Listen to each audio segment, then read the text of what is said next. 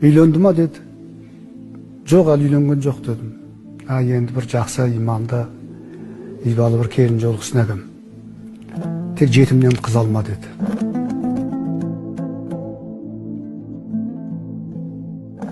Ананы естіген кезде мен кәдімгідей бір түрлі болып қалдым. Ақсақал, енді қазақта тағдыр деген толғақты түйін бар.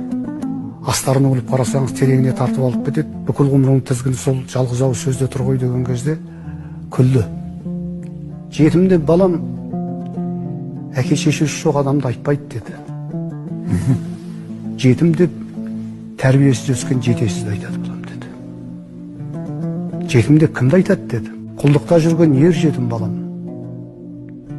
Ел қонбаса жер жетім. Хакім адал болмаса бұқара байтақ ел жетім. Бағы тайған би жетім, қатынсыз қалған үй жетім.